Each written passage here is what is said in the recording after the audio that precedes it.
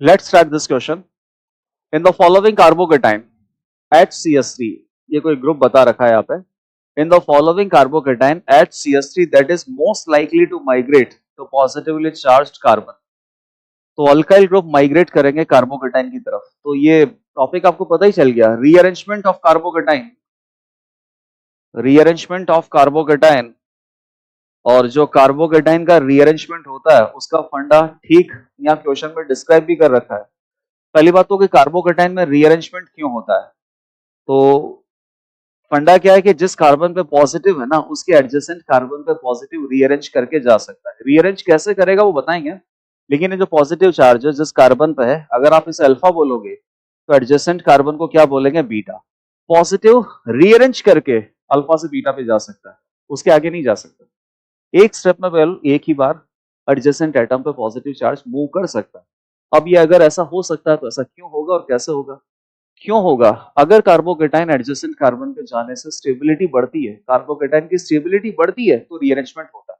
और कैसे होता है, तो आपको क्या करना पड़ता है, बीटा कार्बन से एक ग्रुप को माइग्रेट करना पड़ता है. जैसे कि यहां पर इस बीटा कार्बन पे क्या क्या प्रेजेंट है, 2 हाइड्रोजन एक CH3 है.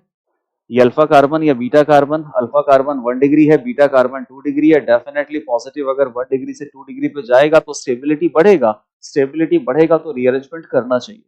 अब करना कैसे, बीटा कार्बन से ग्रुप उठा के आप अल्फा पे पटक दो, मतलब कार्बोकेटाइन पे पटक दो. तो कार्बोकेटाइन के तो हो जाएंगे 4 बॉन्ड, वो तो हो जाएगा फ्री.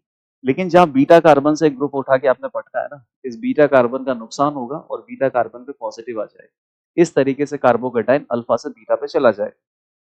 तो कौन से ग्रुप को उठा के पटकेंगे, जैसे कि यहाँ पे हाइड्रोजन है, CH3 है, कौन से ग्रुप को उठा के एडजेसेंट कार्बोकेटाइन पे पटकना है. तो इसका माइग्रेटरी एप्टीट्यूड होता है. माइग्रेटरी एप्टीट्यूड आपको पता है कि कौन पहले माइग्रेट करेगा, कौन बाद में माइग्रेट करेगा. हाइड्रोजन, अल्काइल, फिनाइल, यही माइग्रेटरी एप्टीट्यूड होता है. तो वो यूटिलाइज करके आप पता कर सकते हो कि रीअरेंजमेंट में कौन सा ग्रुप माइग्रेट करेंगे, और उस हिसाब से रीअरेंजमेंट करने के बाद जो कार्बोकेटाइन बनेगा वो कैसा बनेगा. तो यही आपको करना है. ये कार्बोकेटाइन है, अगर ये पॉजिटिव सेकंड पे आता है रीअरेंज करके, तो यहाँ पर OH प्रेजेंट है ना, तो OH प्रेजेंट है तो कार्बोकेटाइन यहाँ आएगा तो पॉजिटिव गैप और लॉन पे रेजोनेंस स्टेबलाइज बनेगा. और पॉजिटिव 3 से 4 पे आता है तो यहाँ तो कार्बोकेटाइन का कोई रेजोनेंस होगा नहीं. तो उधर जाने पर तो हालांकि स्टेबिलिटी फिर भी बढ़ेगी क्योंकि यहाँ पे नंबर ऑफ अल्फा हाइड्रोजन बढ़ जाएंगे. लेकिन कार्बोकेटाइन अगर 3 से 2 पे आए तो इधर स्टेबिलिटी ज्यादा बढ़ेगी क्योंकि इधर OH प्रेजेंट है और OH क्या करेगा, रेजोनेंस स्टेबलाइज्ड कार्बोकेटाइन बनाएगा. तो आएगा तो पहली बात 2 की तरफ. अब 2 से माइग्रेट कौन करेगा, हाइड्रोजन या अल्काइल. तो हाइड्रोजन का माइग्रेटरी एप्टीट्यूड सबसे ज्यादा होता है, तो हाइड्रोजन ग्रुप ही माइग्रेट करेगा कार्बोकेटाइन पे.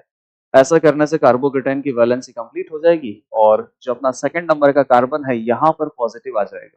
तो आंसर क्या है, hydrogen from carbon number 2. Hydrogen from carbon number 2 ये सबसे पहले माइग्रेट करेगा और ऐसा करने से जो नया कार्बोकेटाइन बनेगा वो नया कार्बोकेटाइन सबसे ज्यादा स्टेबल बनेगा. Option number 2 sorry option number D is correct answer.